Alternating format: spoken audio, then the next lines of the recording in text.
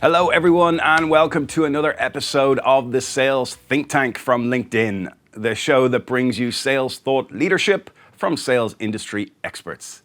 My name is Jack McKeown, Sales Director for EMEA at LinkedIn Sales Solutions, and I am delighted to be your host for a chat today about what top performing UK salespeople do differently.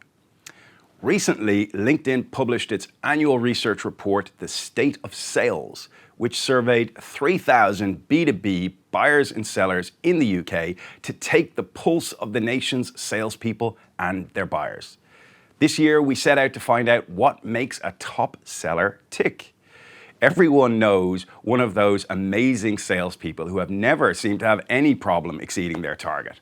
Well, we at LinkedIn think that top sellers are made, not born. Stay with us to the end to get all the tips. We believe that with the right attitude and technology, any sales organization can scale and repeat the behaviors of their top performing salespeople. Now, to get to the bottom of this, I am joined by two of LinkedIn's own top performing salespeople who are here to share their secrets of sales success with us. But before I do let them introduce themselves, we've got one or two quick housekeeping items. Firstly, a recording of this show will be available afterwards on the LinkedIn Sales Solutions website and on our social channels. And secondly, and perhaps more importantly, we've got a team ready to answer any of the questions you have today. So please get involved, drop your questions in the Q&A box on your viewing console, and we will get back to you and keep you involved in the show. Now, without further ado, let's get familiar with our expert panel for today's episode. Here at LinkedIn, we like to kick things off with a little icebreaker, which is to ask our guests to tell us something that is not on their LinkedIn profile. Can I begin with you, Aisling? Sure, thanks, Jack. I'm Aisling Murphy. I've been in LinkedIn 5 years this month. I'm a senior RM or relationship manager in the SMB UKI market. And what is not on my LinkedIn profile is at the start of this year, I decided to take up learning Irish again. I was taught it in school, obviously, like so many other people in Ireland, and I decided to take it up this year. So every single day this year, I've been learning Irish, and I plan to do it for the 365 days of the year, and hopefully beyond. Don't ask me anything yet in Irish, because I'm not at that proficiency yet. You are fortunate that I am not at that proficiency to embarrass you there. Very good. Thank you, Aisling. Ryan.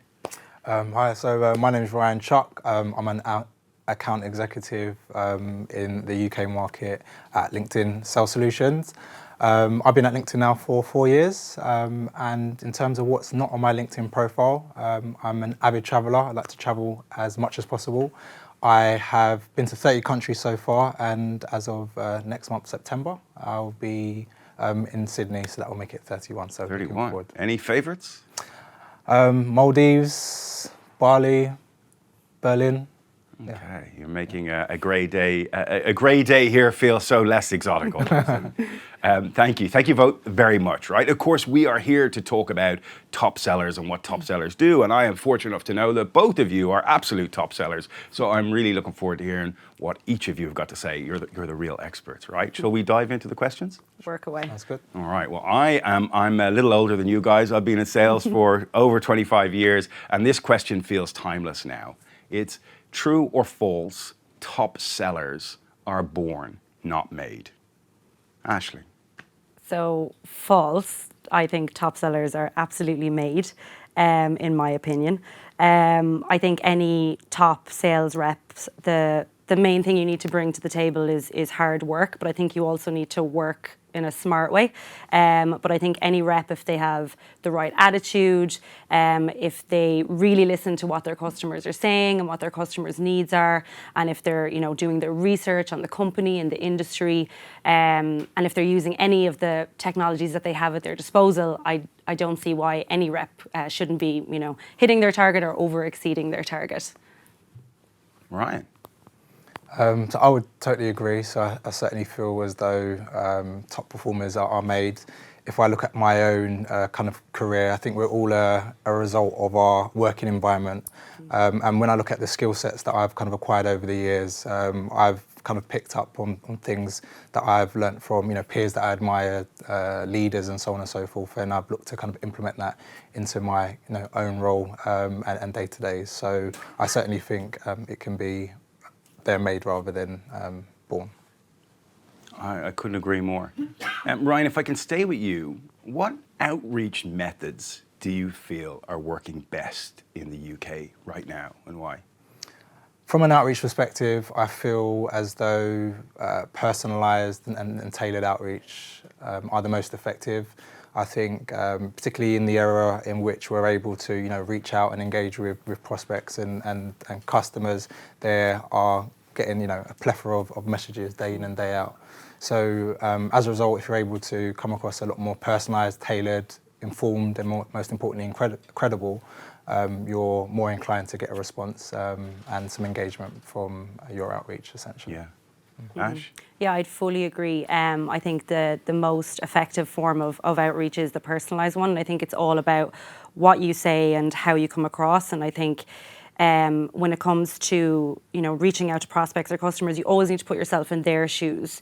What are they interested in, and what matters to them. And I think now more so than ever, we can use the likes of Sales Navigator and LinkedIn particularly to find out, news about their company and look on their LinkedIn profile to see things like what they're interested in, or even any commonalities that you might have between yourself and themselves. Or I think if I'm reaching out to someone for the first time, I'd look for the likes of maybe even a warm introduction, so that I'm using someone that I might know that will know them.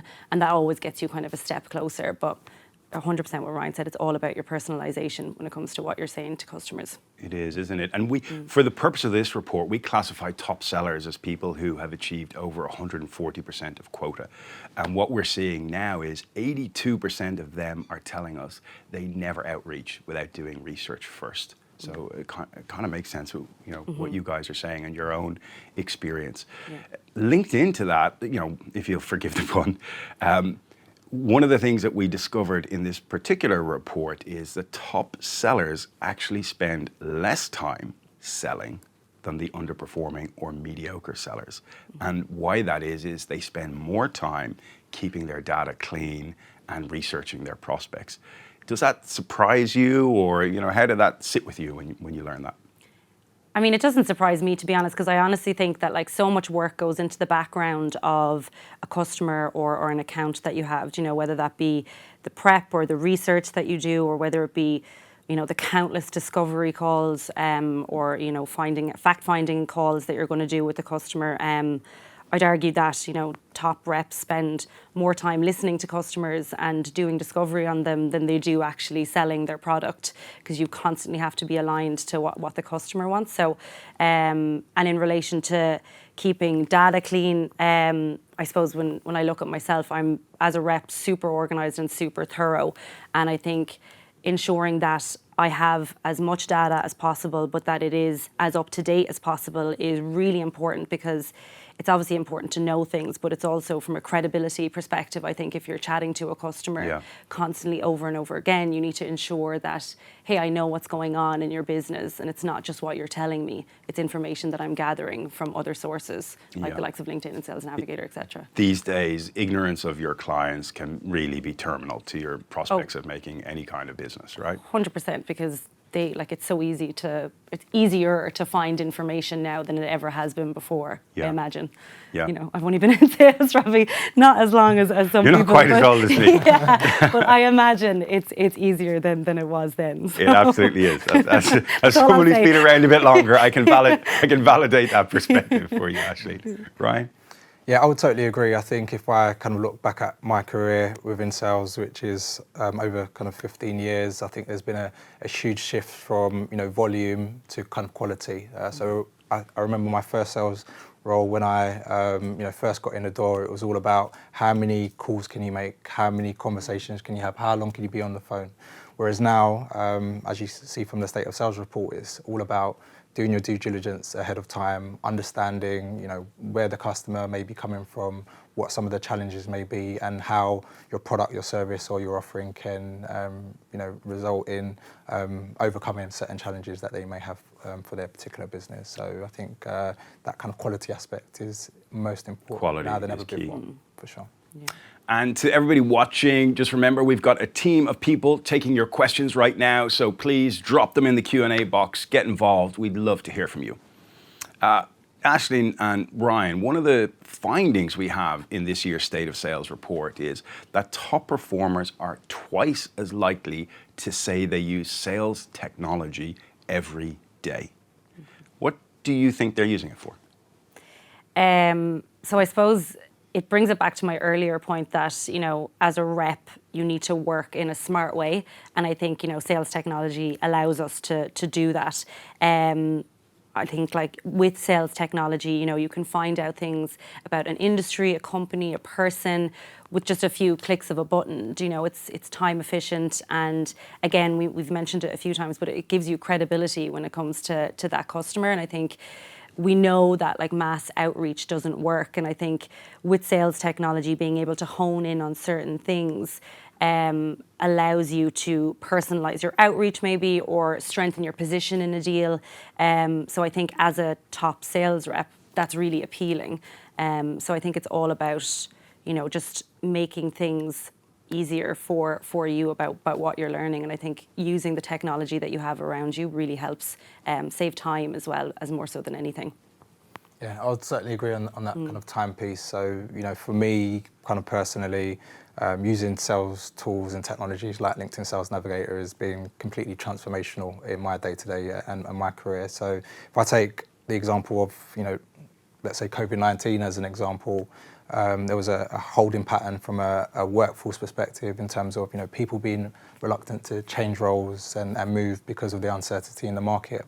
At the moment, we're seeing a huge shift of people. It's been coined, the Great Reshuffle. People are changing roles at an increasing rate now than ever before. And being able to use a solution and a tool like LinkedIn Sales Navigator that enables me to proactively track who is leaving an organisation, which means that I may need to mitigate risk against an account or opportunity that I'm working on, or actually that person leaving presenting an opportunity because now they are advocate of LinkedIn Sales Navigator, right, and are now going into a new organisation. So it's just really kind of saving time. I'm not having to manually kind of connect those dots.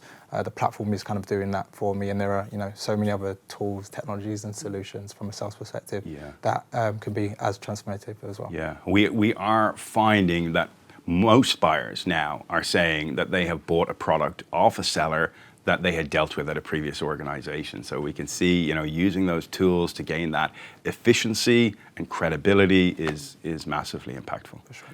Now, we're talking a lot about top performing salespeople like you guys, because that's what everybody is here to learn from and about. And another finding we have from our top performing salespeople is that most of us say they plan to expand their LinkedIn network this year. Why do you feel they're placing importance on this? Well, do you mind if I take it? Yeah, so I personally think it is the case because, the way in which people do business has changed. So, kind of going back to, when I first started my kind of career within sales, often decisions were being made by, GMs, execs, or kind of business owners. But as we've kind of gone through the last kind of decade, we've gone through things such as, recession, most recently COVID, you've got the war in Ukraine kind of going on. And as a result, businesses are becoming a lot more risk averse in terms of how they go about actually spending their money. And what we're seeing is a shift from a sole or individual to what we now kind of coin as a buying committee. So, there's a plethora of people involved in the decision. Yeah. If we look at it from a B2B perspective, on average, there's around, 5 to 7 people involved. But if you're dealing with a multinational organisation, a global entity, that number can quite easily proliferate into the 50s and the hundreds. So it's really no longer acceptable just to have the ear of that, one advocate.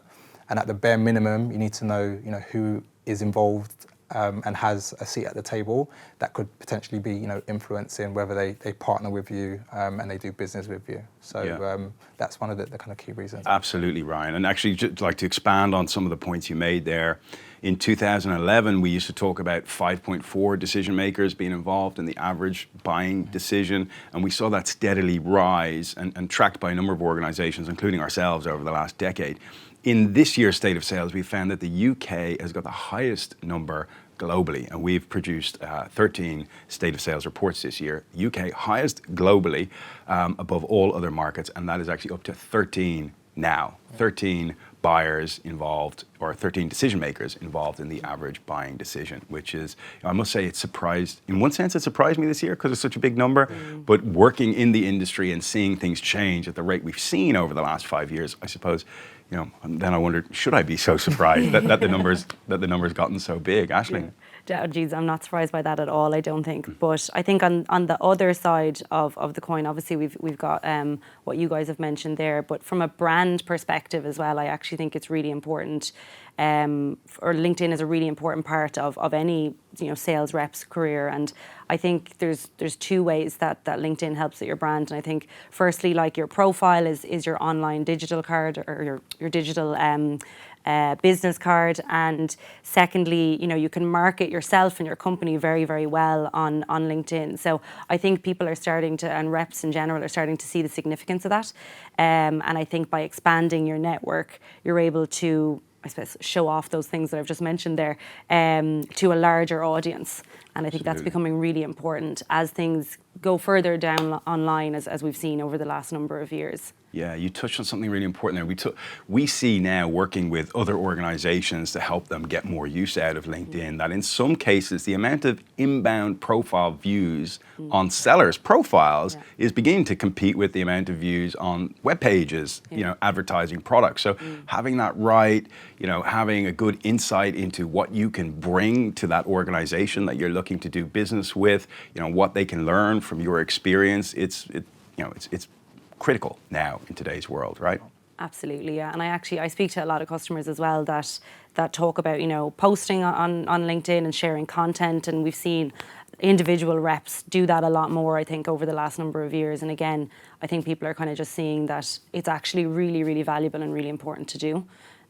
So we'd probably see more of it as we go along. Aisling, Ryan, I think the question most people want me to ask you is, what are the tips and tricks you've picked up over the years that we can share with some of our aspiring salespeople out there? Are there any shortcuts to becoming a top performing salesperson? Are there? Well, I don't think there is, one tip specifically, but I think, like anything, I think you just need to be extremely authentic. I think for me personally, I'm a people's person, and that tends to resonate with people. So, business is business, yes, but people like to enjoy who they're working with and who they're collaborating with and who they're partnering with. So I just typically try and find some, commonalities and middle grounds that are familiar with both of us. So, whether it's my personal love for plants, traveling, sports, those are the elements that, when you're joining a call, your customer as well as yourself is looking forward to it. And you can then begin to build a foundation of trust. So maybe later on down the line, when there are those more difficult conversations, you've built your rapport and relationship to a point where you can have very candid, open and honest conversations. So that would be one for me, certainly. Finding that common ground that can give you a real human connection For sure. with whoever it is you're talking to. Yeah.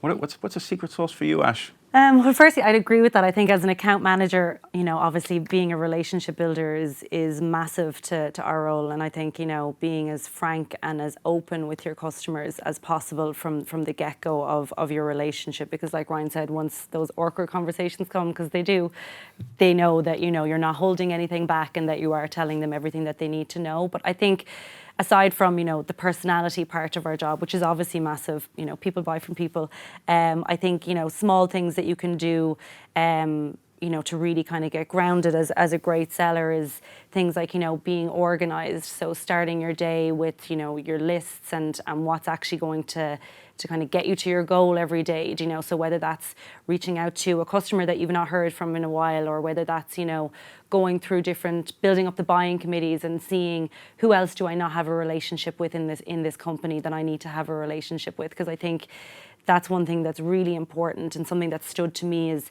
never rely on just one person within a company. No matter how good the relationship is, I think, you can always be talking to more people. You'll always get more insight within that company if you're talking to more people. So I think that's a massive thing. So I think being as organized as you can is a huge thing as well. You could maybe help us all understand that a little bit more, because you are very organized, right? So what does your day start out like, right? When you, whether you're, working from home or in the office, where it is, when you start your day, what comes first? So what comes first is coffee. That will always come first. But I think it's looking at my emails, which is the first thing. I think that's the easiest thing to get out of the way.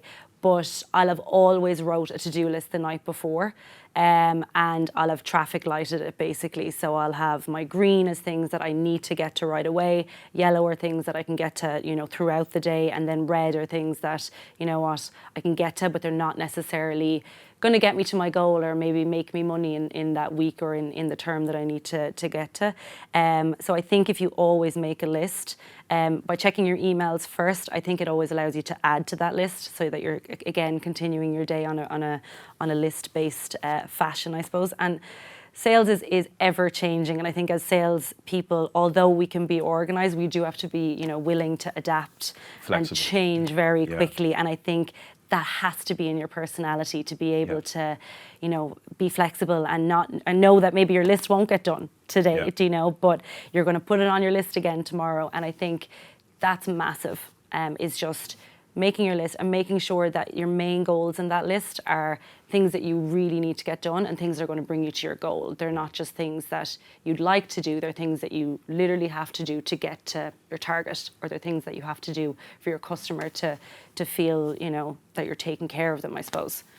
Fascinating insight into the mind of a highly organized salesperson. So the night before, you kind of put your to-do list together, you traffic light it, and that way, after you've had your morning coffee, you know exactly where you're going to smash into your day and get the most out of it. One of the things that I notice is top performing salespeople are all kind of a little bit good at everything, right? You two, I would say you maybe major in different things, whether it's highly organized or a superb people person. And then if you can marry that with, the insights that we have now today, that, using sales technology more effectively, reaching out and doing more research, being more efficient with the tools available at our disposal, and making the most of our natural abilities, that's what's making the top performing salespeople today. And more and more and more, we can see that can be made rather than born. 100%. Now, you are both at the beginning of a new financial year, selling into the UK market. There's a lot going on right now. We've had Brexit, there's a little bit of talk of recession, we've got new sales technologies, we're post-pandemic, lots of stuff is going on. How are you thinking about this next year for you selling into the UK? So for me, I love the start of a fiscal year. No matter what's going on, I think it's a great way to, delve into your accounts again and dig up stuff that you might have become a small bit complacent on, I think, in the year past, because obviously other things might take priority.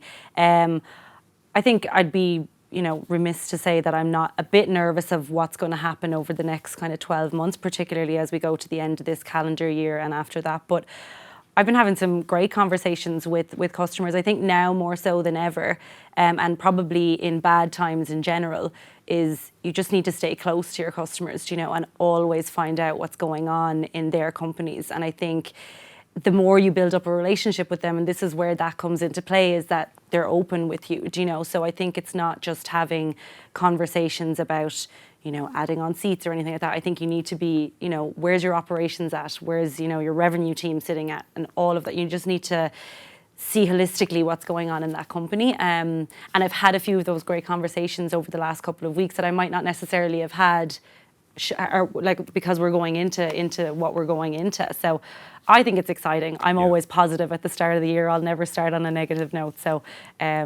that's kind of where I'm seeing it at. Look, the more interest you have in your clients' organizations, the more knowledge you develop there, the more value you can deliver, just the better that relationship is going to be, whether we have a boom year or whether we have a recession year or whatever, come what may, that value and interest is going to pay dividends regardless, right? 100%. And I think, we've just been through a really, really rough 2 years, as a globe, basically. And I think we didn't do that the last time a recession happened. We hadn't been through a global pandemic in a very long time, and definitely not when technology was where it's at. So I think I hear people comparing this to the 2008 recession. I don't think we're at the same space as we were back then. We've a lot more technology at our fingertips. We've a lot more data to delve into, and I think we know a bit more about what we need to get right. Yeah. And I think the last 2 years have made us closer to our customers,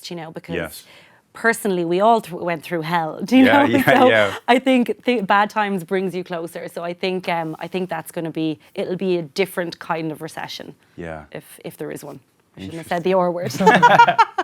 Ryan, as you begin to look into what we're calling FY23, financial year 23, how are you thinking about your book of business, if I may, the territory that you're selling into this year? Yeah, so as a new business account executive, I kind of look at it at a slightly kind of different lens. But all in all, there are challenging times ahead, and what that will turn out to look like is obviously to be determined. But hey, this is why we get paid, right? But well, you get paid the big bucks, right? But all jokes aside, I think it's a really great opportunity just to reset. There are a plethora of conversations that I've maybe had historically where the circumstances and timing wasn't right.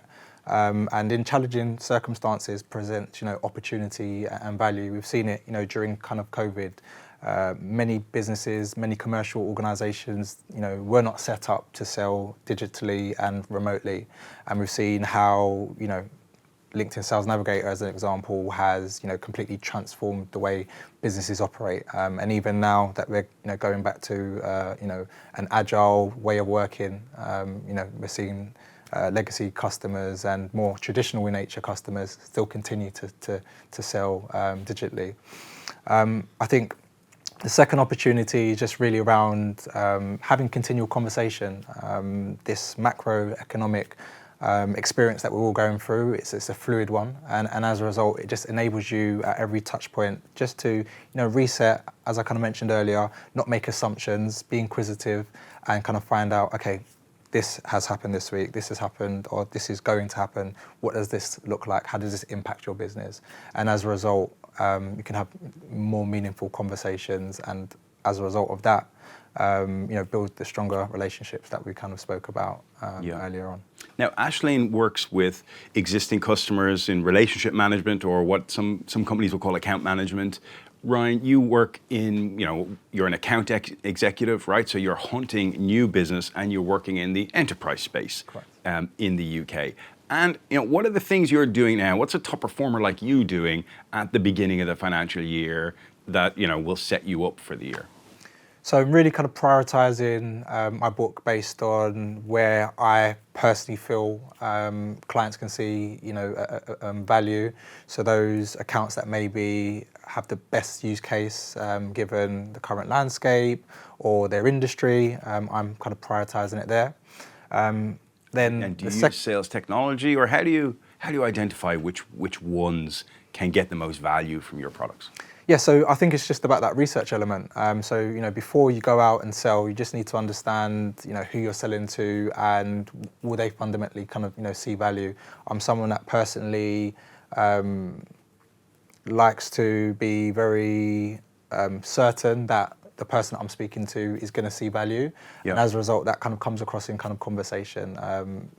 It's maybe not always seen like that at the outset, but our role is, not to take orders. It's to, take businesses, organizations and industries along a journey so that they can, then see the value in turn. And we've seen that across a number of industries that have been more traditional. You're reminding me of one of the findings of the report there, that our top performing sellers are now doing less time selling than everybody else, right? Because it's that measure twice, cut once, right? Yeah. You are getting to know who is going to be most likely to extract value from the products you have to offer, and make sure you're talking to the right people at the right time.